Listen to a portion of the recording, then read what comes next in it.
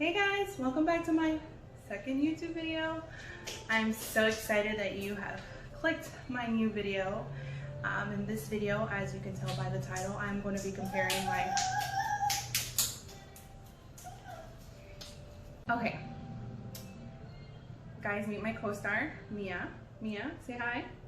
Say hi. Okay. She's a little messy, but hey, that's toddler life for you. Anyways, as I was saying, thank you for coming back to my second video. And if you clicked and you are interested in this video, it's because you want to know the difference between my teen pregnancy experience, giving birth, and the experience of giving birth to this crazy baby. Right, Mimi? You a crazy girl? No. No? Okay. Anyways, so when I had my son, I was 17 years old. I got pregnant at 16.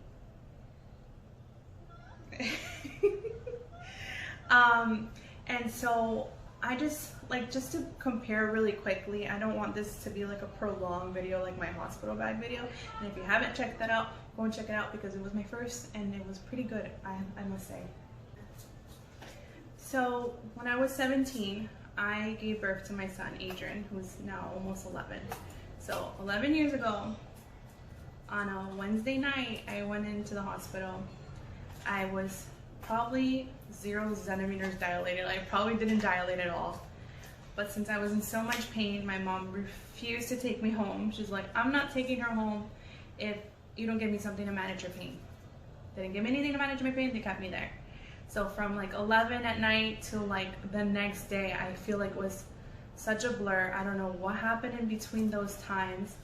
I must have slept some of it off. Who knows? I don't remember. Only my mom knows.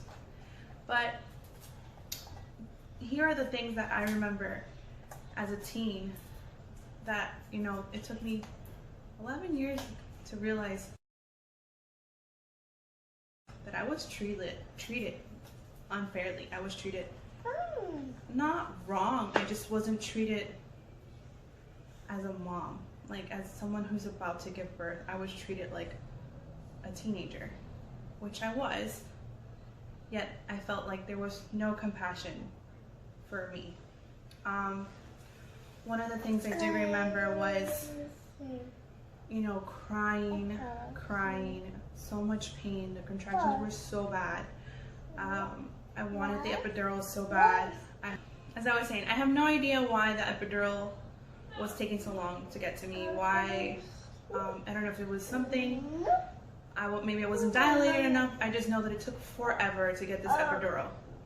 Around the same time, my boyfriend, my husband now, but my then boyfriend, finally shows up. And I remember at this point, I was in the middle of getting the epidural or something, and the nurse, and I kid you not, to the day I have it stuck in my head, what she said. She said, stop screaming and faking.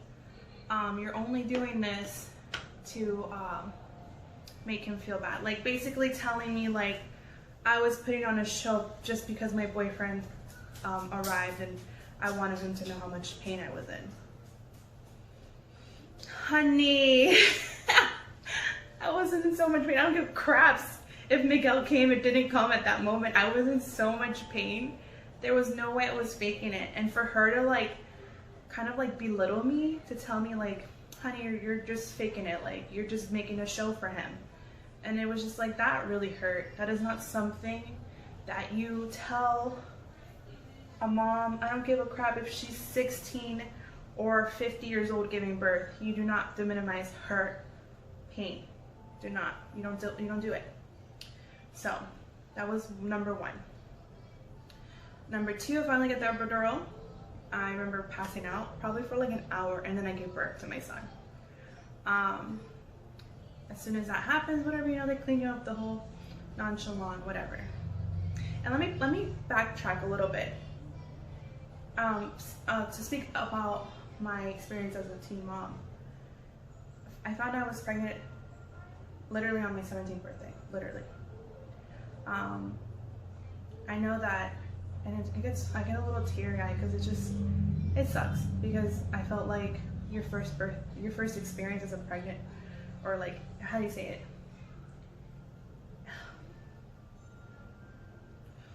when you first become pregnant, it's something to be celebrated, and it's, you know, you're bringing life into this world. And I felt like being 17 and pregnant, I was kind of not robbed, but I wasn't allowed. I felt like I was kind of like suppressed in a way where I could not enjoy it to the full extent that I did my daughter. Like my daughter, I went full on out because, you know, I was older. But with my son, I was like almost kind of shamed, like shame, shame from like Games of Thrones, and it just sucked. So, and it sucked that there was not enough resources given to me as a teen mom, or like as a pregnant teen. I remember having this guy in high school. He would come and like talk to all the girls who were pregnant in school, and he really didn't help much. Oh, hi baby, you kicking? He really didn't help much. I mean, it was kind of cheesy. It was kind of like, why the hell am I having some dude talk to me about teen pregnancy? Like, get out of my face. I'm not talking to you. But yeah, I just, on that note, I just wish, and maybe something we could do about it, open the topic, open the discussion about, you know, helping moms or helping teen moms and their teen pregnancies. Like, it's just, it's like almost like a taboo topic. You don't talk about it that much. But anywho, back to my birthing experience with my son. Gave birth to him, whatever, and they switched me from the room where you give birth to, like, I kid you not, like, this is my phone case, like, this is how small the room is. Like, it literally only fit a bed. It only fit like one little drawer and a telephone. And I remember that I had the smaller side because it was like a curtain, and then on the other side was another lady. And oh my god, to this day, I kid you not, I know her ringtone that she had because her phone blew up so many times. It was that song by Usher. I don't know, it was like, there goes my baby. It was like some, I'll have to look it up, but I know that if I like type it in and Google it, I'll find it. But oh my god, she talks so much, her phone blew up so much. But anywho, I had the smallest room. Like, it was just for me, and like Adrian was like squished in his little like clear, whatever they call the bassinet for the hospital, in one corner. And I had him like around 5:40ish in the afternoon. And when it came time for the visiting hours to like stop, they kicked my mom out. They told her she could not stay, which there was a little chair for her she could sit on. And that really upset me because I don't understand how a hospital, you know, a 17-year-old girl who has no idea what she's doing, literally just gave birth, literally, and is expected to be by herself. That was a very, I feel like to this day, very traumatic experience.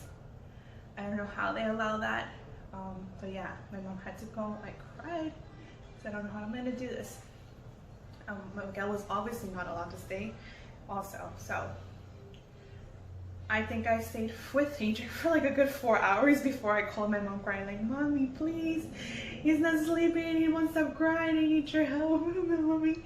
And I was crying for her to come back. But she ended up sneaking in, and she ended up staying the night. Other than that, like, that was the second thing that I think was like, you know, you don't even, you give me a small little room and you don't even allow me one person to stay with me. Second, third actually, I didn't even have a bathroom in my room, in my hospital room. I had to, literally, if I wanted to take a shower or use the bathroom, I had to go across the hall and then down like a little 4 more doors, and that's where you showered, where everyone else showered, where everyone else used the bathroom. It was disgusting. It was not the very sanitizing experience that I thought would happen when you gave birth. But then again, this was my first time, so I had nothing to compare it to. So I was like, okay, this is what it is, you know? But yeah, that was with my son. Now comparing it to my daughter. Oh, oh, hello. They didn't give me Perry bottles. They didn't give me that little, none of that. They didn't give me the Demoplast. Oh, look it up. I don't know what the word is. They didn't give me anything. Nothing to help with pain. No, I don't even remember if a freaking, what's it called? Lactation consultant came. Nothing. I was offered nothing. 0. Okay, I felt like I just threw gang signs up. But you know, I was literally thrown to the wolves, like I said, in my hospital bag. We like, they're just like, here, have fun. But I guess I felt like that's how you get treated when you're a teen. They don't look at you. You're not as worthy as a mom who's married and, you know, established and an adult. So fast forwarding to Mia 2 years ago, it was a lot different experience. With her, I remember having the bloody show, and then my doctor's like, all right, you're in early labor, go to the hospital. Okay, I went and I ate Five Guys. I made sure I had like a good meal. I get to the hospital, that was like 2 centimeter dilated or something. They're like, do you want to walk back at home outside, or do you want to walk the halls of the hospital? And I looked at my husband, I was like, let's go home. And as soon as I said let's go home, they're like, your doctor wants you to walk the halls here. So that was Wednesday night at like 10.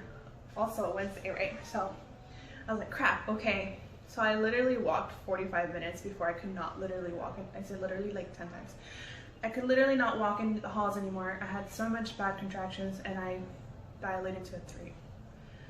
So from 11 or 12 a.m. to like 5:30 a.m. was when I could finally get the anesthesia, when the first anesthesiologist came in, and it did not work the first time. Fast forward to the second time, it did not work. So I got 2 epidurals that did not take. They did a spinal tap, and that also did not take. So I was in labor with Mimi, I call her Mia, whatever, for a good 12 hours, because I gave birth to her like at 11ish in the morning. But my epidural did not work.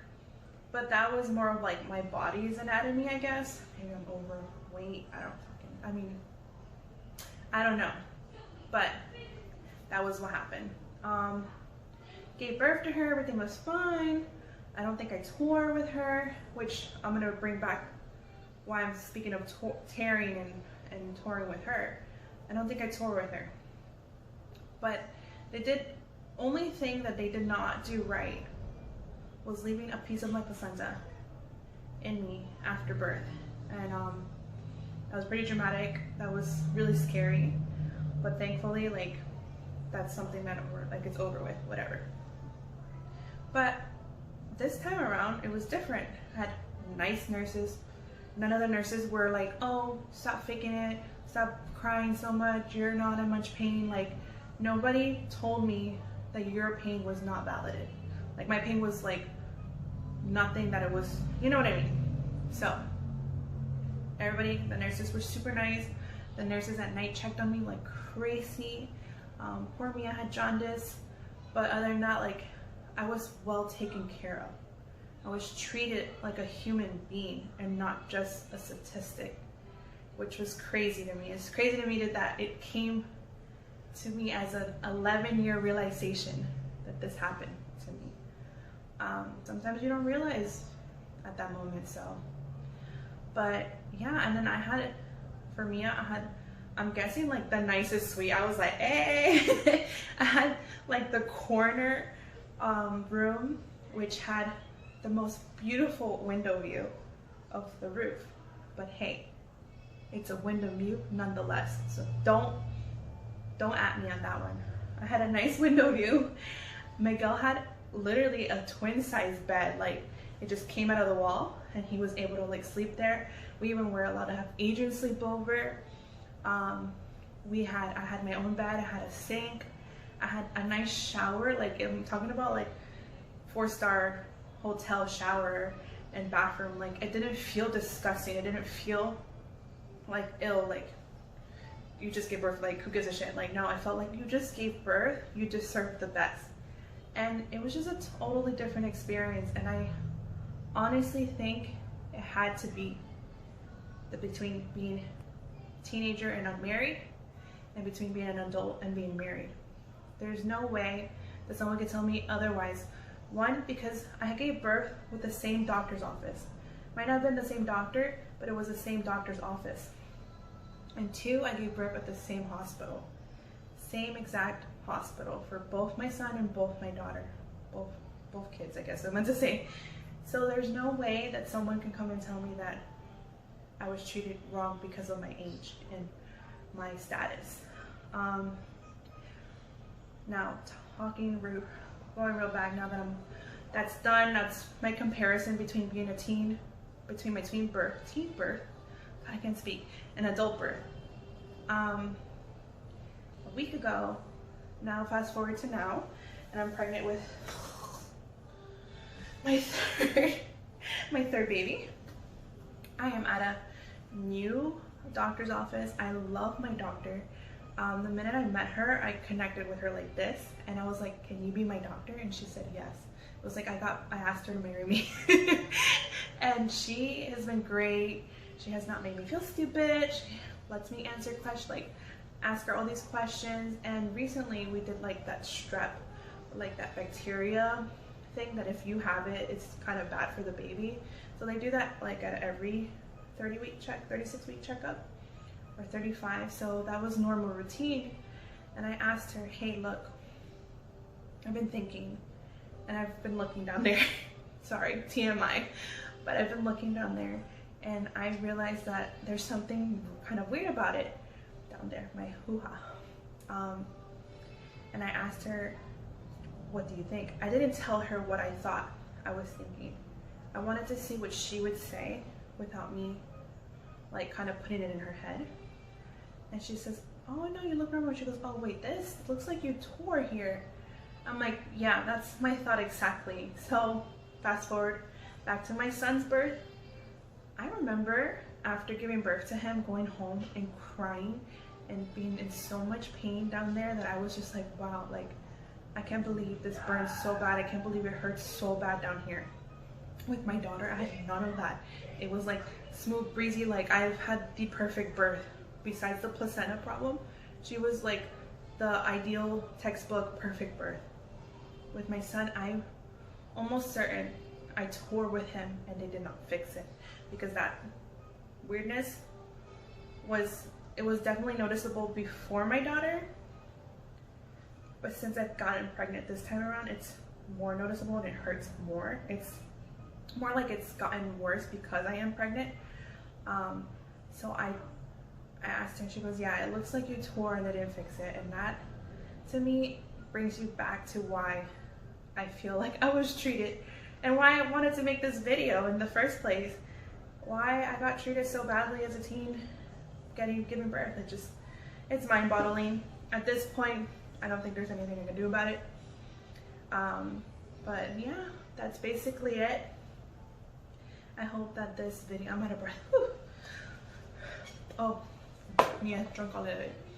I hope that helps somebody. I hope that this brings awareness to maybe, like, even if you're just a nurse rumbling through my videos, or someone, or just spread a word of mouth, like how we can better treat teenagers having birth. It's already a traumatic experience, and I don't think that we should be treated, or they should be treated now, any differently than an adult giving birth.